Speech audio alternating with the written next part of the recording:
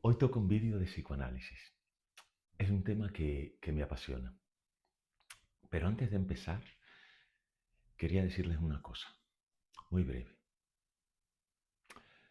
Cada vez que hago estos vídeos, tengo la sensación extraña de que va a ser el último. No sé por qué. Entonces, intento hacerlo lo mejor posible.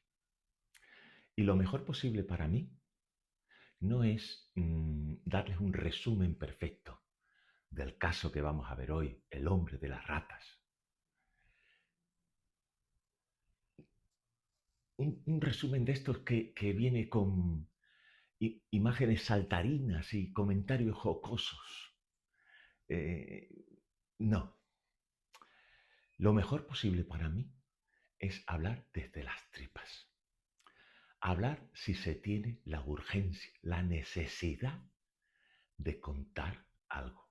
Aunque nadie te entienda, aunque nadie te haga caso, aunque nadie te escuche.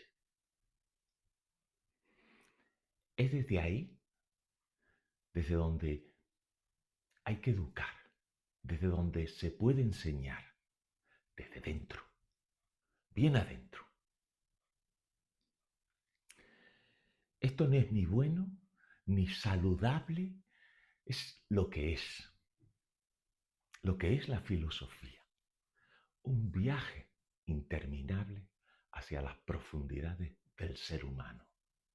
Y el hombre de las ratas es un ejemplo perfecto. Y esta película que aparece detrás, Planeta Prohibido, Forbidden Planet, es una forma maravillosa también de introducirse o iniciarse en el tema del psicoanálisis. Es una película de ciencia ficción, yo la habré visto cuando tenía 10 años, pero es una maravillosa introducción al psicoanálisis. Y esto es lo que yo les quería contar antes de empezar. Vamos ahora con la introducción. Ustedes en clase me habrán visto más de una vez dejar algunas cositas, algunos detalles, algunas anécdotas de Freud. ¿Por qué Freud? ¿Por qué vuelvo a Freud una y otra vez? ¿Por qué el psicoanálisis? ¿Qué tiene eso de filosofía? Y yo creo que esto debo aclararlo desde el principio, antes de entrar en el caso concreto.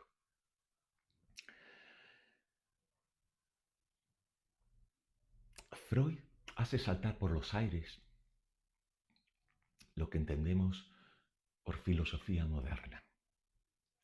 La filosofía moderna se establece sobre unos principios, el principio de la identidad, del pienso luego existo, el principio de la evidencia, de la claridad de la conciencia, el principio del sujeto que adquiere en el idealismo prácticamente poderes absolutos, los poderes que antes tenía Dios, porque del sujeto emana el espacio, el tiempo, la sustancia, la causa.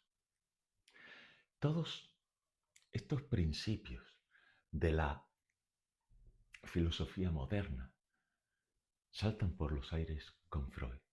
¿Por qué? Del mismo modo que la visión cristiana del ser humano como un ser que ha sido creado por un ser divino, y eso termina con Darwin, no somos naturaleza. El ser humano es naturaleza, no es ningún ser divino, no tiene ningún alma divina. Freud descubre un territorio inexplorado, completamente nuevo, que es el inconsciente. Y gracias a este descubrimiento, las fronteras del interior del ser humano se abren totalmente. Y eso es lo que buscamos, la profundidad. Voy a intentar explicarme más despacio. El hombre de las ratas trata sobre la dificultad que tenemos para distinguir bien cuáles son nuestros afectos, nuestras emociones, nuestras pasiones. Pensamos que lo que aparece a la conciencia, lo que nos resulta evidente, es por naturaleza verdadero. Y eso no es así. En el hombre de las ratas vemos como las pasiones, el amor, el odio, pueden ir juntas, entrelazadas, formar algo nuevo. Y esto, sin la apertura que significa el descubrimiento del inconsciente, no sería posible. Tendemos a pensar que lo que sentimos es puro, transparente y cristalino. Está ahí. Pero no es así. No es así. Detrás del amor puede estar el odio. Detrás del odio, el amor. Detrás de la protección, del afán de proteger, puede estar también el deseo de dañar. Y viceversa. Del deseo de dañar puede surgir el afán de proteger. Conocer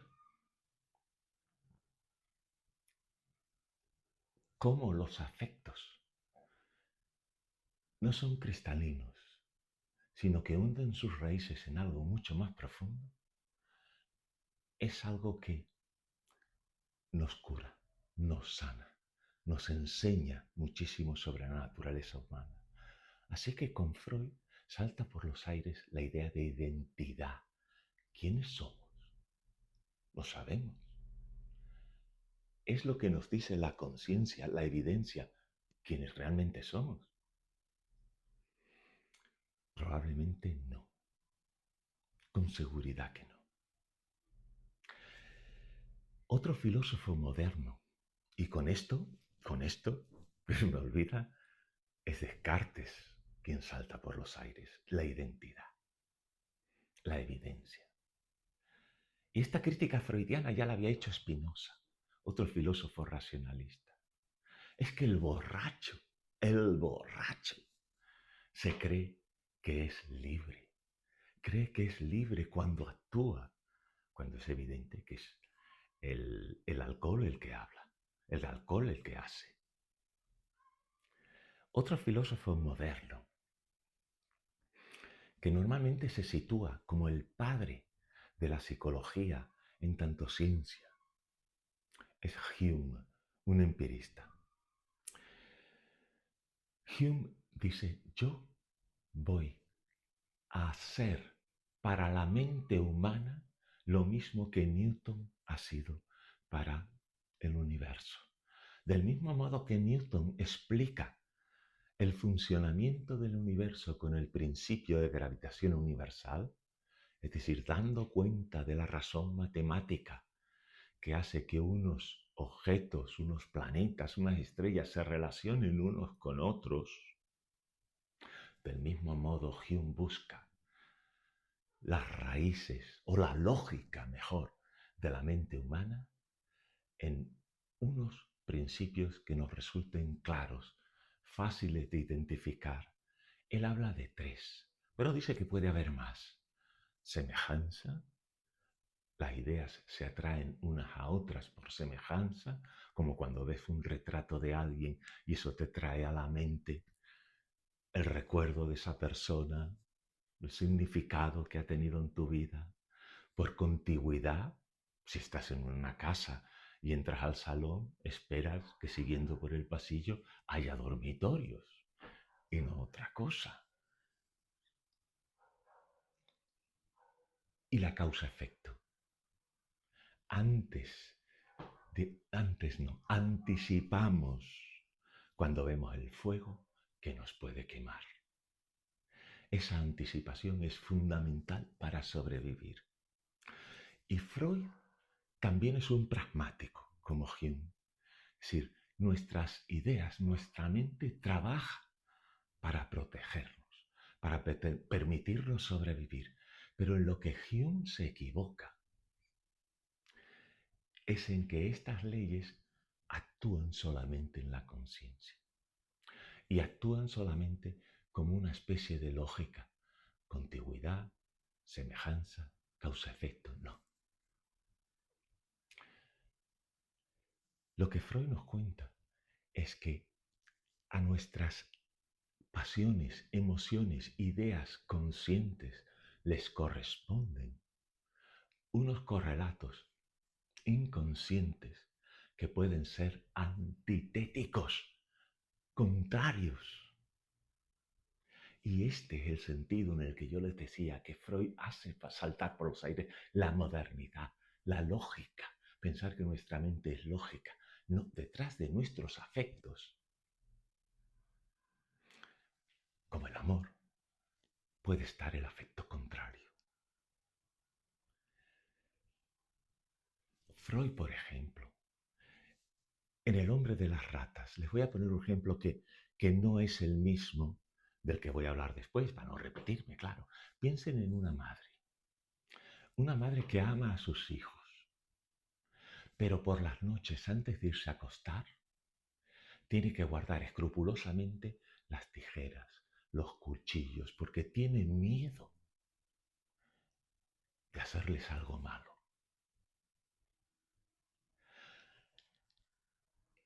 Esa hostilidad reprimida hacia los hijos, que puede ir paralela, entrelazada, junto al amor, el amor más verdadero, el de dar la vida por alguien,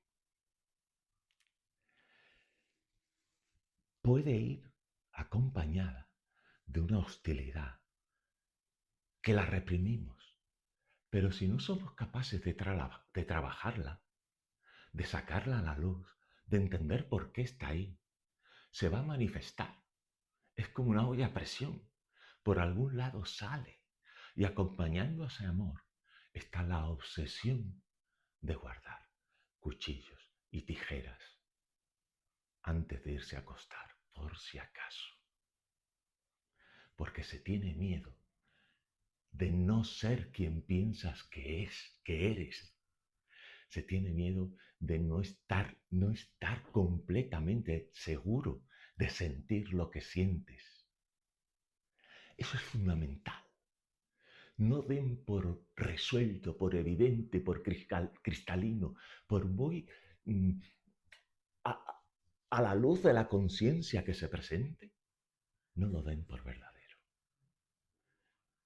Solamente así podemos tratar y sanar la mente de quien tiene estas obsesiones. Y El hombre de las ratas es un caso que trata sobre la neurosis obsesiva. Es uno de los 5 casos verídicos que publica Freud. Y en tanto que son verídicos y prácticos, se entiende la dinámica del psicoanálisis.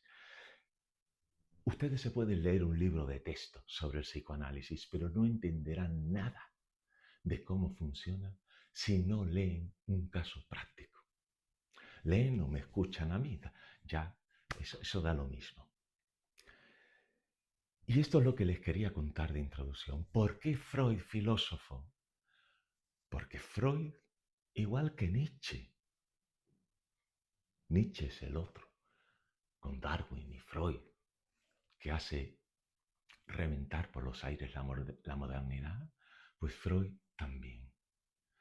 Y en ese sentido creo que no le damos la suficiente importancia en la historia de la filosofía de segundo, ni en la filosofía de primero, cuando es una visión antropológica del hombre imprescindible para entendernos, para sanarnos.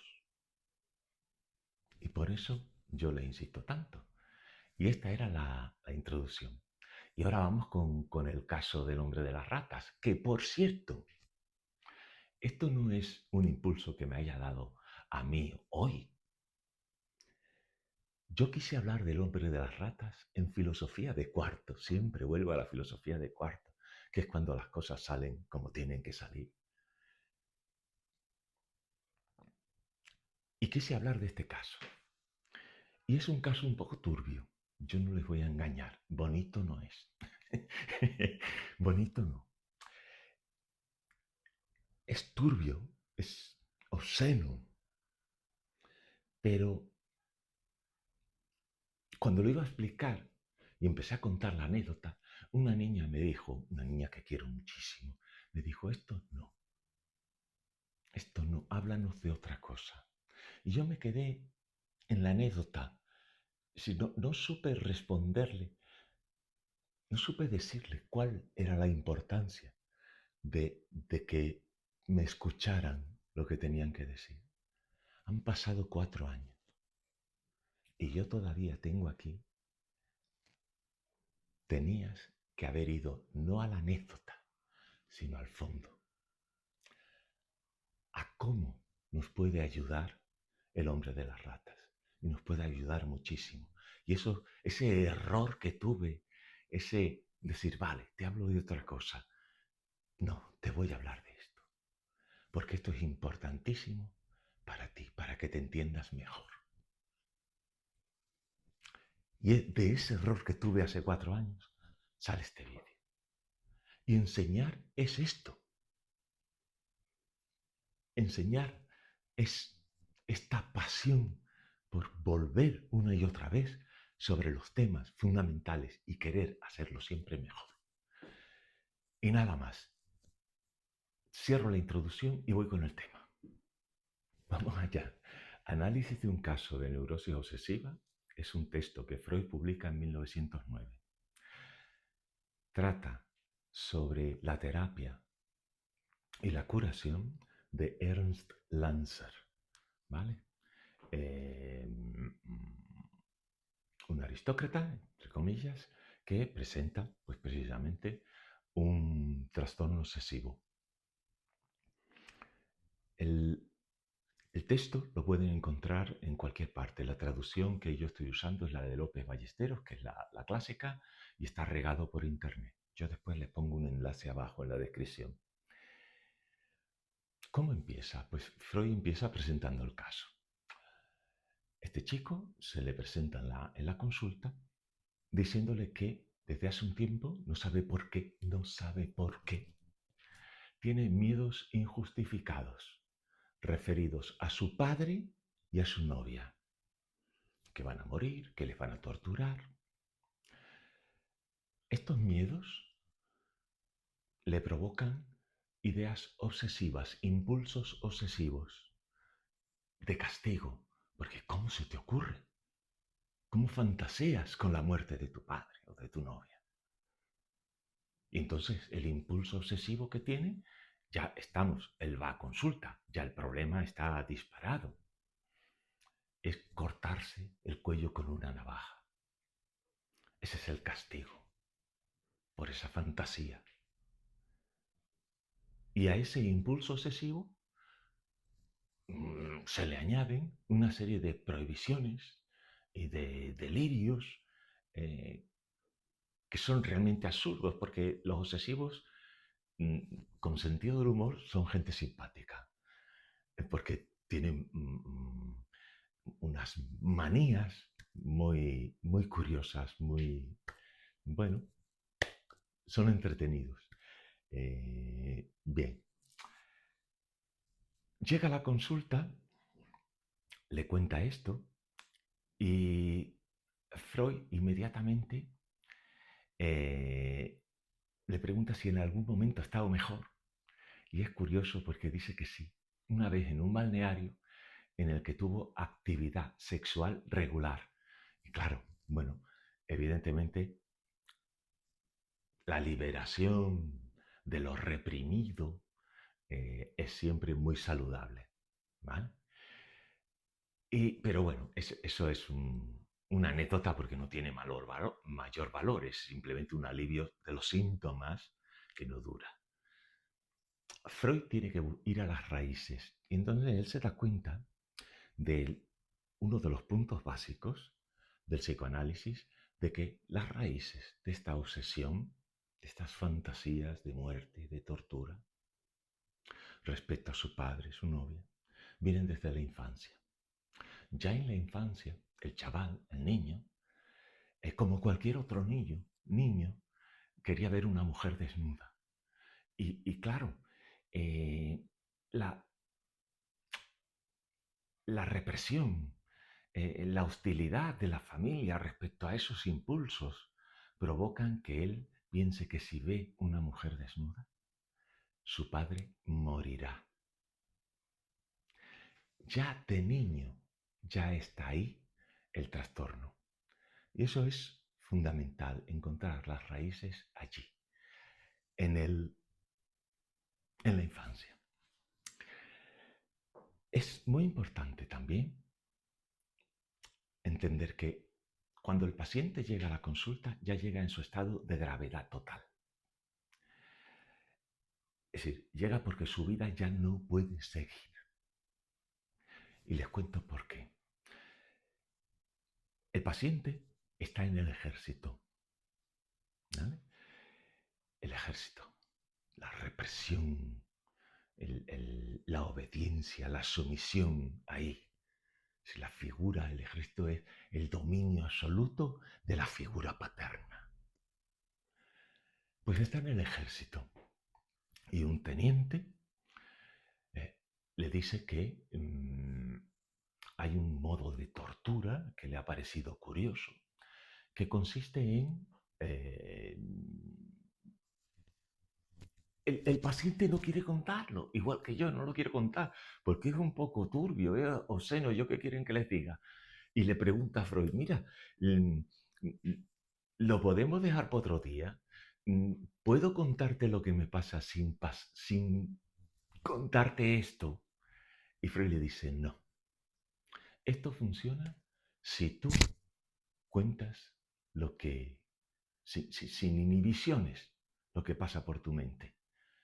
Y yo no estoy aquí para juzgarte. Estoy aquí para sanarte.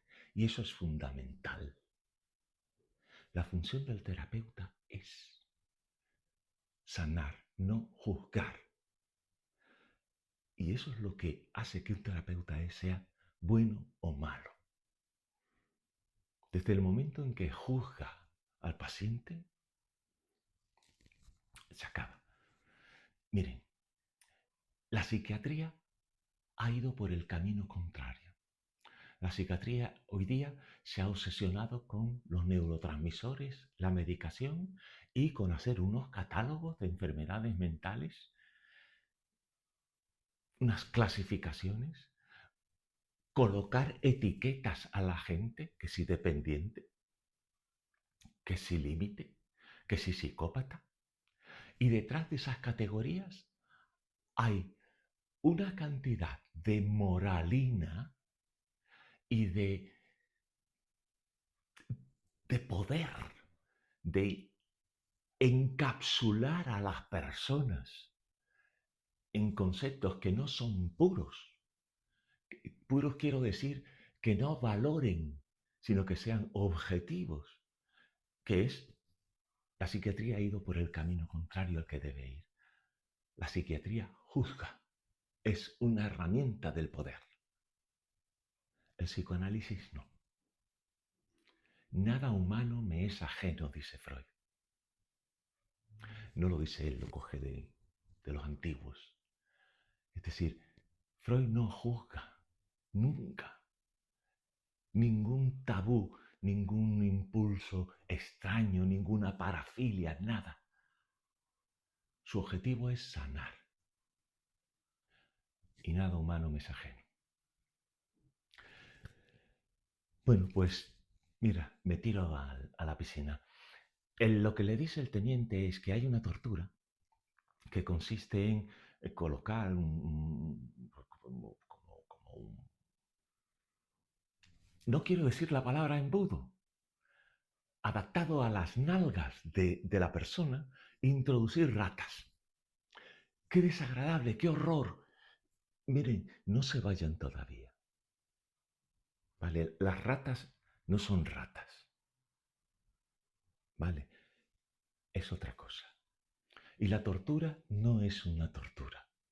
Es otra cosa. El caso es que el paciente, de repente, no sabe por qué, se ve a sí mismo pensando, fantaseando con que le aplican esa tortura a su padre y a su novia. Y esa esa fantasía violenta, violenta, cruel, le provoca pues impulsos obsesivos, delirios, prohibiciones extrañas, ganas de morir, de sentirse asqueroso, inmundo, despreciable. Y esta es la base del caso del hombre de las ratas. Y ahora hay que descifrar el enigma. ¿Qué significan las ratas? ¿De dónde el origen de esas fantasías? ¿Por qué aparecen? Y ahí es donde entra la terapia. Vamos allá.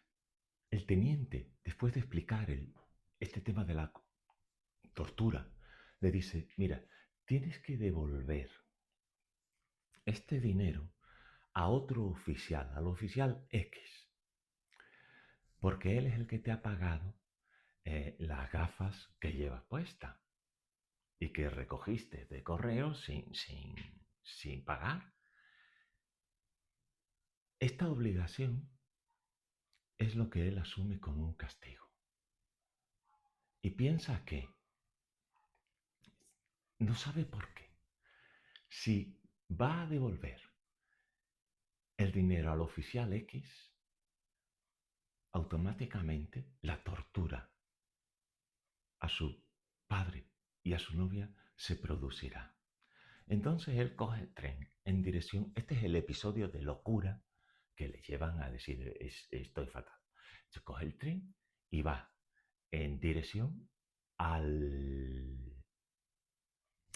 ver al oficial X, a pagar el dinero, pero con el miedo al mismo tiempo de que es que si lo devuelvo va a pasar esto.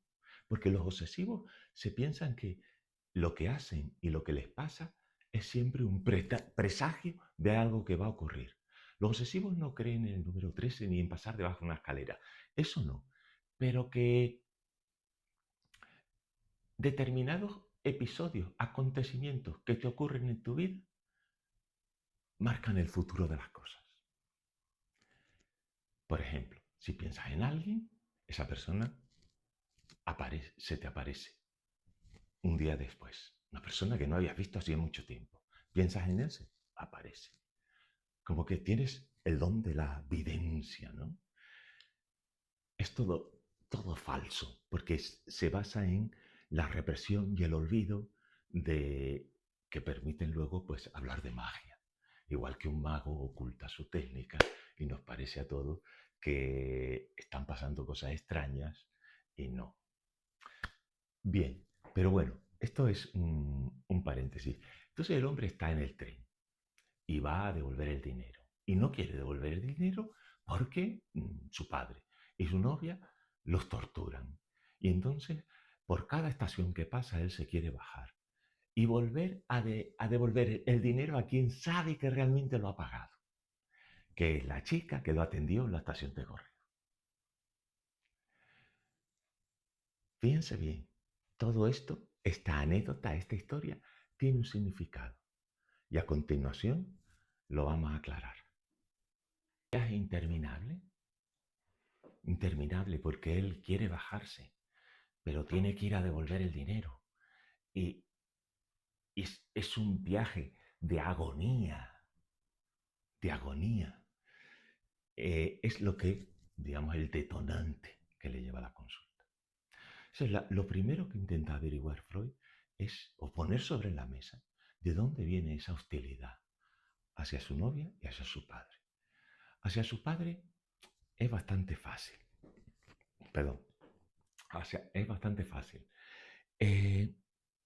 Simplemente el padre se interpone entre el niño y sus deseos, la figura del padre.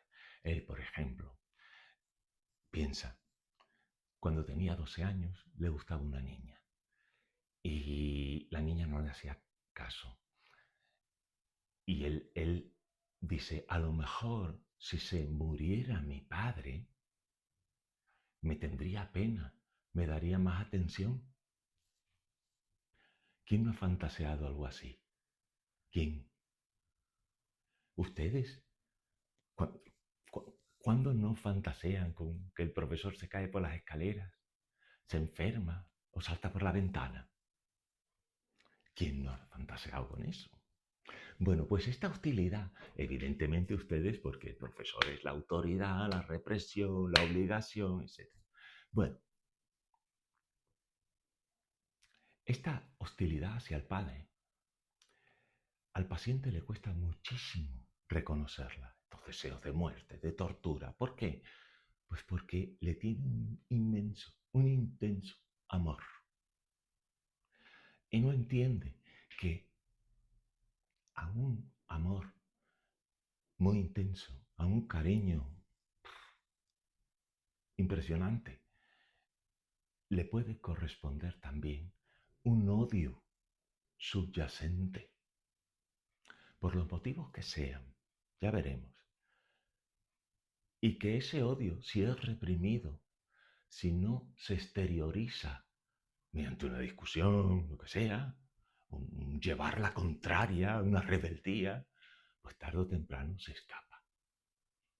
Se escapa y se puede escapar de estas formas si ese odio permanece ahí latente, intacto.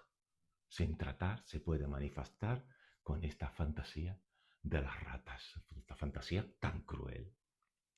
Y no solamente esa hostilidad va hacia su padre, sino también hacia su novia. Y no es la primera vez.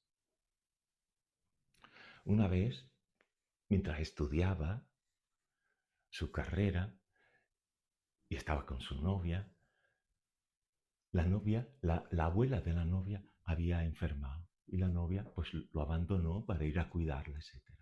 Y él inmediatamente deseó la muerte de la novia, perdón, de la abuela. Deseó la muerte de la abuela, claro, para que ella volviera. Y le pareció tan horrible desear la muerte de ese familiar, de la abuela, que le despertó eso, ese deseo, impulsos suicidas. ¿Vale? El, el, la hostilidad hacia la novia especialmente lo pone siempre, la hostilidad no reconocida, no trabajada, le pone siempre al borde del suicidio. La incapacidad para reconocer que no somos puros, cristalinos, que somos complejos, turbios.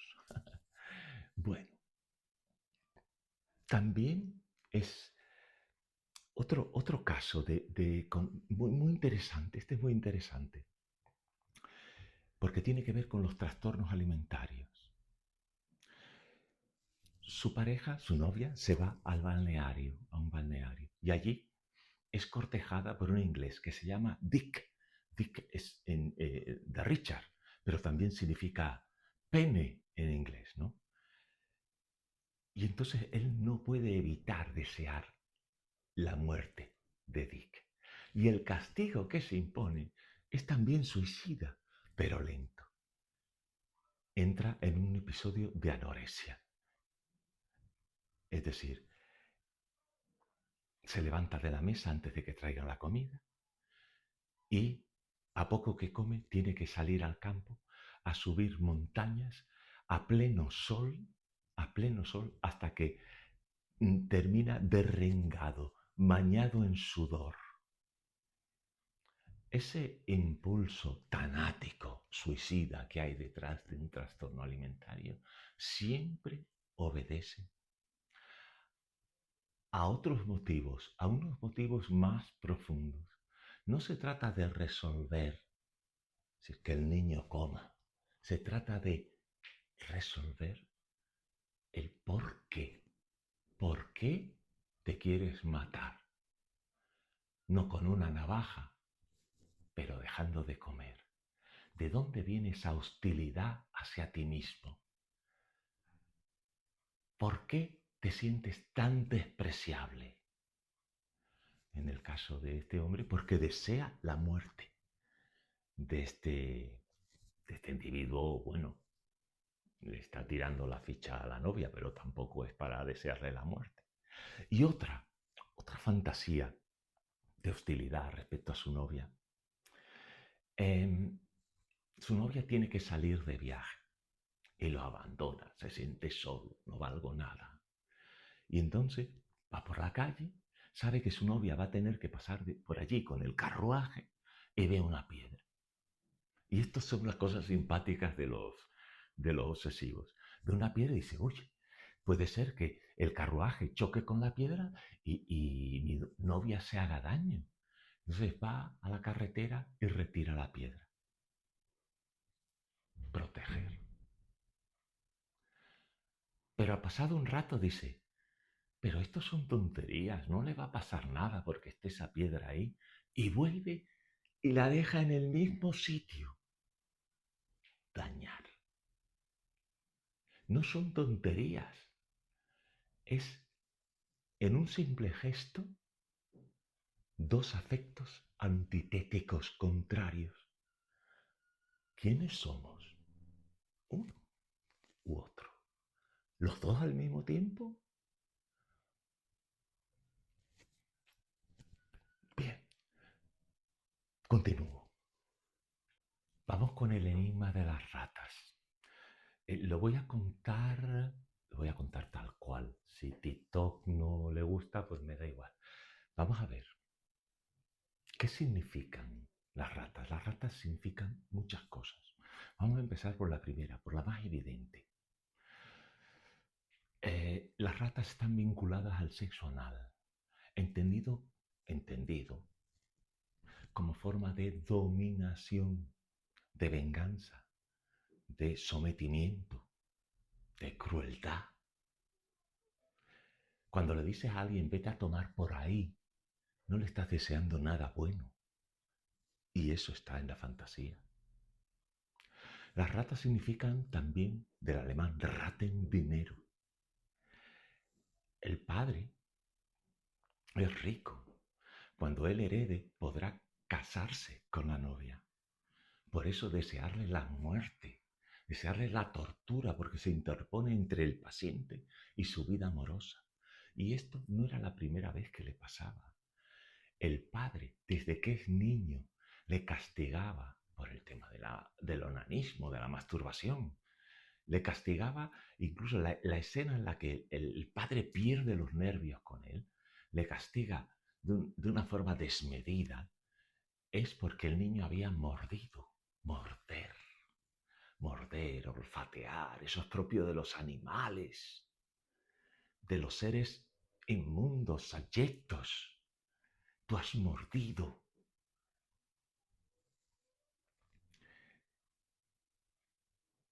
El chaval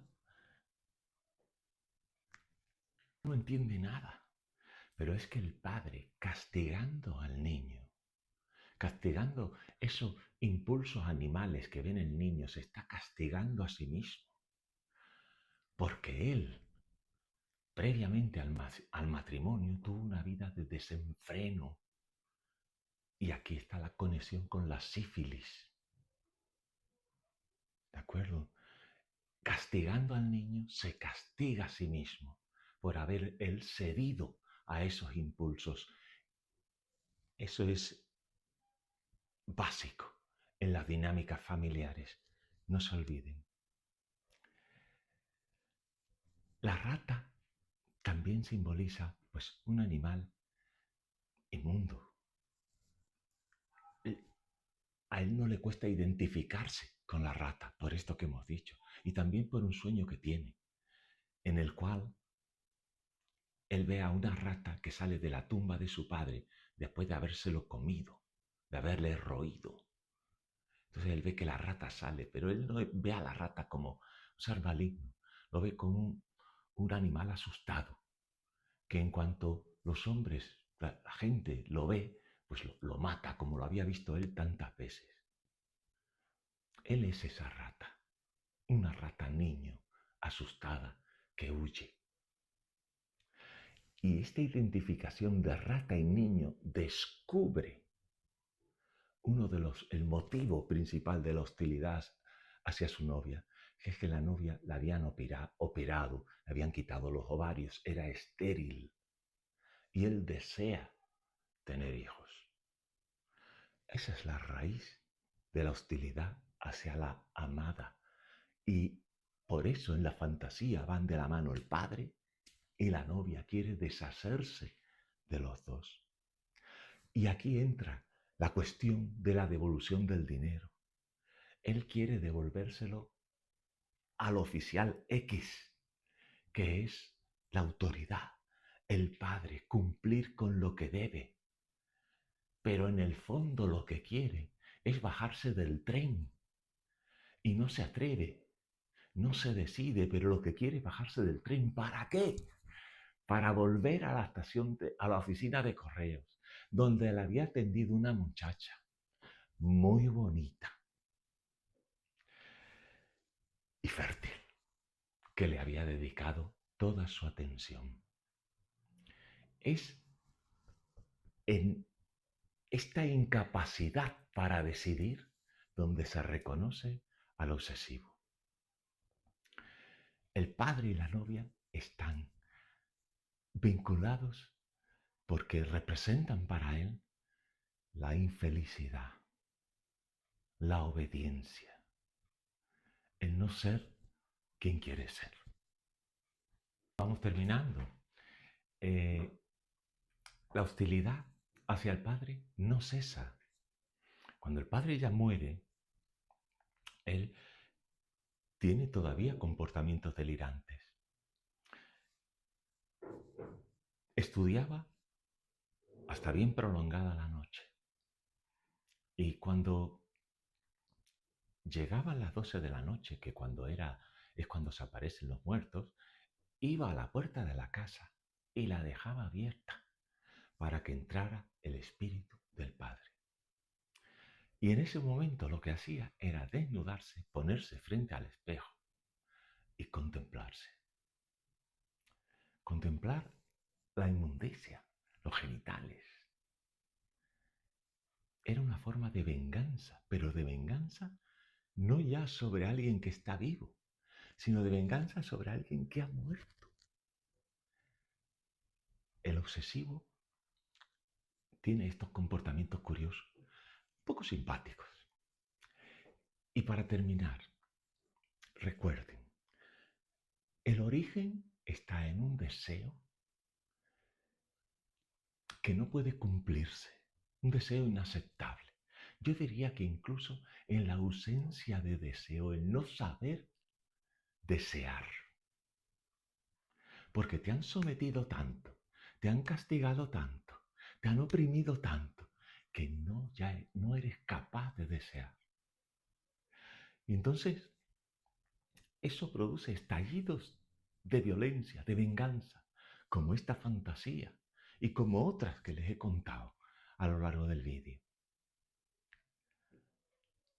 En esas fantasías que se revela la necesidad de desear, aunque no sabemos cómo ni qué, que el deseo sea quien rija nuestras vidas y no la obligación, el casarse por conveniencia, el respetar a la autoridad. Si no sabemos